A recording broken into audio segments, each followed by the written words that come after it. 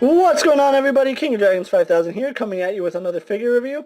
Today we will be having a look at the WWE Best of Pay-Per-View Build-A-Figure Paul Bearer. Now yes, here we have Paul Bearer complete, built, and ready to go, as well as the other figures that were needed to make him.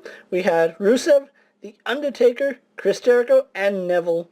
Getting all four of these figures gives you this really nice Paul Bearer action figure. So what I'm going to do now is take a little break, get these guys out of here so we can focus on the Build-A-Figure of Paul Bearer. So sit tight, everyone. And so here we have Paul Bearer posed, fully assembled and out of the packaging. Now let's go on.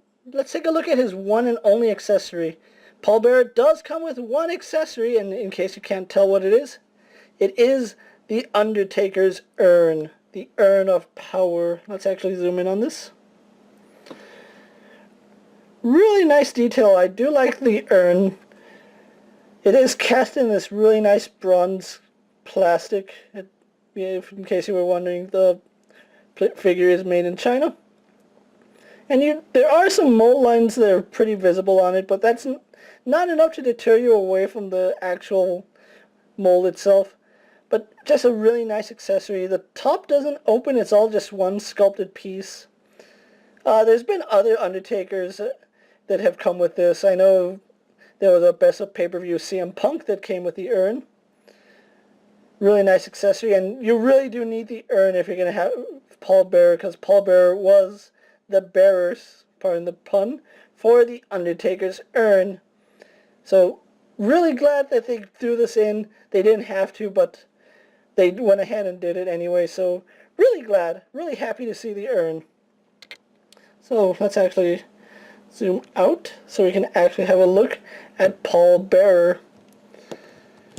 So like I said, we have Paul Bearer fully assembled here. Let's get a good 360 of him.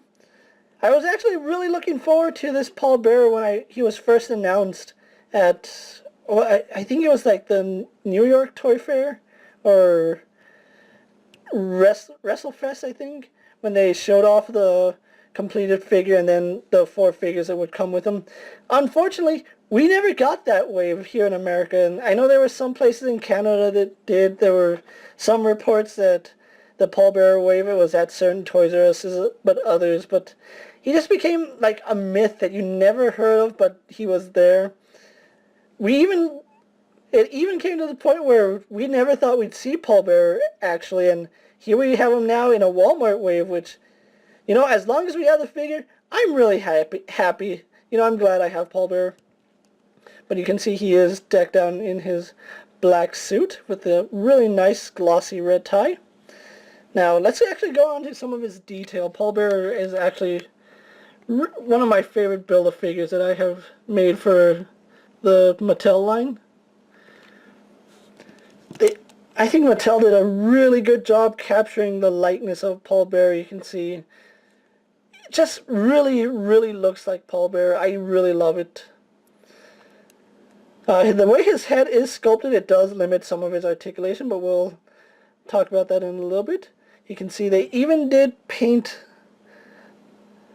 go all the way and did the makeup around his eyes like he would often do, just to make himself seem more scary and like ghoulish, I believe. But mustache is painted on nicely. There is some paint error on the back, although it's not too noticeable. Like I said, a really vibrant red glossy tie. I do like that. And then we can go down, just flat black, excuse me, for his suit. But then you really don't need much for Paul Bearer, because he's Paul Bearer. He's not going to be doing much but standing out there flashing people with the urn and going, oh yeah! Like, that was just one of my favorite things for Paul Bearer to do. But really nice figure. I think Mattel did a really good job paying homage to this WWE legend or Hall of Famer. Like one of the best managers of my generation, I will say that. But anyway, let's go on to his articulation, because Paul Bearer actually has more articulation than any other figure of this wave. He has an elite body mold with elite articulation. If you don't know the difference between elite and basics, elites normally have more articulation, and we'll go on to that right now. Because of the way his head is sculpted, let's see if I can't pull that off right now. Alright, just to show you how it's sculpted with his jawline coming down. It does limit his up and down movement, so that's about all you're going to get out of it. He can tilt his head really well, despite the molding. And he can turn his head left and right. Cannot do a full 360 because, once again, his head is molded, or his jawline is molded, and it does interfere with that articulation. Although I don't think you really need to turn his head past that, and he can still look down, so that's pretty good. Arms on a ball joint go out. They do a full 360. On mine, the right bicep is loose, which is a little problematic, but nothing I can't deal with. He has an elbow joint. And then on mine, this is probably the loosest joint I have. It's his right wrist. You can see it's not taking much effort to actually spin that around.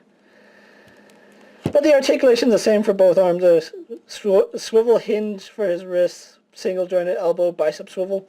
He also does have an ab crunch, which I don't know if he's using a bigger body bulk, but he really doesn't get too much movement forward.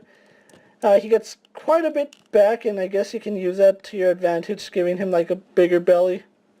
And of course you can always put like a cotton ball up there to give him that thicker appearance. He has a bicep swivel, a waist swivel, excuse me.